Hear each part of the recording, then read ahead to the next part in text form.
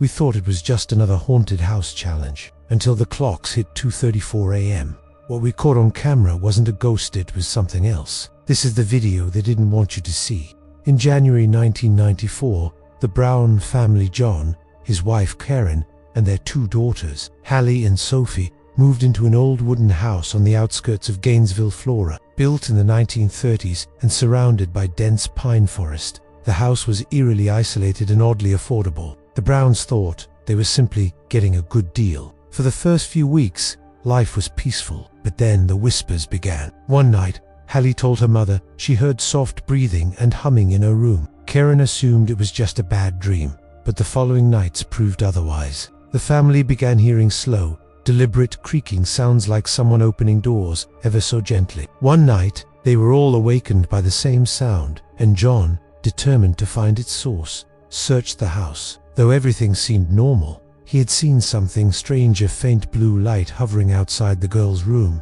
There was no logical explanation for it. Soon, the strange blue light began to appear nightly at exactly 2:34 a.m., glowing briefly along the downstairs hallway wall before vanishing without a trace. Electricians checked the wiring, but no fault was found. Meanwhile, Sophie began waking up in terror, claiming a man with red eyes and no mouth stood silently in her room. Terrified and desperate, Karen installed a video camera in Hallie's room. What they saw the next morning changed everything. At 2:35 a.m., the camera captured a figure draped in white standing motionless beside Hallie's bed. It had no face, no visible features. After about 10 seconds, the figure faded straight through the floor. Karen broke down in tears, and John, previously a skeptic, became convinced something was terribly wrong. They contacted the police, but the officers said there was nothing they could do unless there was a physical threat. A local pastor visited and walked through the house, eventually stating, "There's something here, something that never moved on."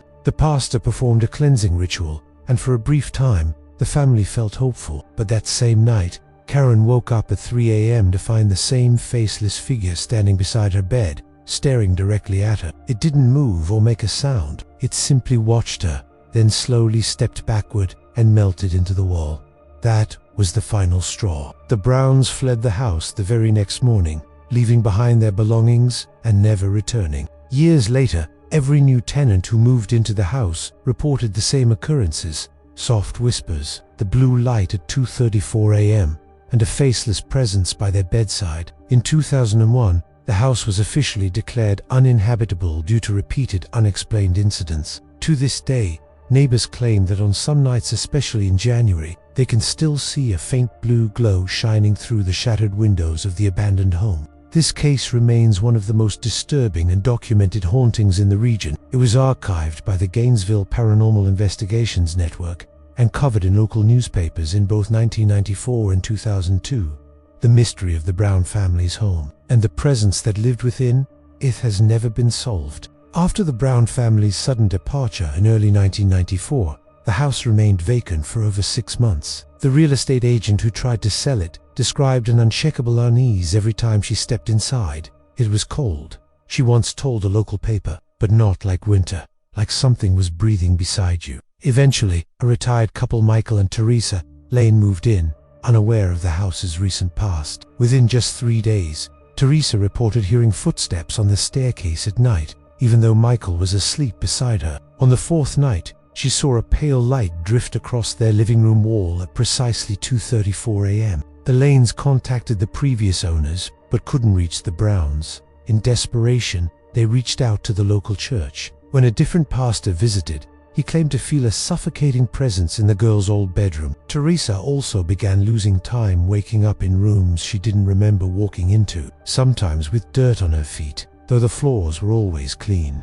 Most disturbingly, Michael awoke one night to find his wife standing in the hallway, staring blankly at the wall. She had no memory of it the next morning. Within 2 weeks, they too left the home and never returned. By 1996, the house had become a local legend. Teenagers dared each other to break in. Some claimed they saw a bluish light flash in the windows. Others said they heard a voice whispering their names. One group captured audio that night of a low hum, rhythmic and unnatural. The tape reportedly ends with a sharp, sudden noise and the sound of one of the teens screaming. No one ever went back to retrieve more. In 1999, the house was sold one last time to a man named David Norris, a Vietnam veteran with no belief in the supernatural. He was determined to live there and prove the haunting was just folklore. He kept a journal. The entries started off normal but quickly turned disturbing. In one, he wrote, "Every night at 2:34, the lights flicker, then stop. Something moves in the corner. It's waiting." Weeks later, his handwriting became shaky, the entries erratic. One entry simply read, "I made a mistake. It watches when I sleep. I don't think it ever left." In March of 2000, David called the fire department himself. He had tried to burn the house down. When responders arrived, they found him standing outside, covered in ash, muttering, "It won't burn. It's already dead." The fire had mysteriously extinguished itself halfway through. Firefighters later reported that the fire didn't spread naturally, almost as if it hit an invisible wall and died. In 2001, the city finally condemned the house. But even as it decayed, reports continued. Campers in the nearby woods said they saw a glow through the trees around 2:30 in the morning. Some claimed they heard children crying or a man's voice humming an untraceable tune. Paranormal investigators tried setting up equipment, but batteries drained instantly, and nothing ever recorded clearly. Despite all this, the house still stands, barely intact. Locals call it the house that refused to sleep. No one has successfully stayed inside a full night since 1994. Some say the original house was built over a forgotten burial ground. Others believe something terrible happened there in the 1930s that was never reported. But one thing remains certain: whatever haunted, the Browns never left. And to this day,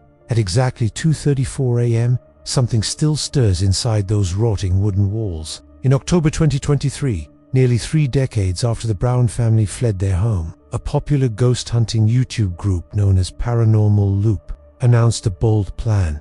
They would spend one full night inside the now abandoned Gainesville house. The team, consisting of lead investigator Nate, tech expert Juno, and skeptic-turned-believer Sam, had over 2 million subscribers and had previously investigated asylums, underground tunnels, and even cursed forest trails. But this was different. The house, long condemned and left to rot, was rumored to be inaccessible. Yet the team somehow obtained special permission from the property's legal owner, who warned them plainly, "No one's lasted past 3 a.m.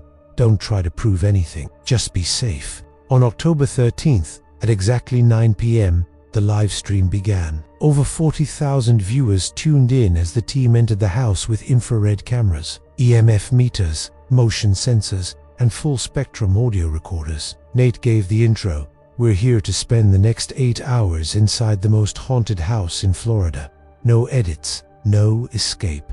Let's see if the legends are true." The first hour passed with eerie silence. The floors groaned, and occasional creaks echoed through the decaying walls, but no ghost. Some viewers mocked in the chat, "Fake, scripted, just an old house." But at exactly 2:34 a.m., everything changed. A sudden blast of static hit the stream. Cameras glitched. The motion sensor in the hallway triggered, though no one was near it. Then the screen briefly caught it, a blur of white standing at the far end of the hallway. Viewers spammed the chat. "Did you see that? Rewind? Something's there." In the basement, where Sam had gone alone, his walkie-talkie crackled.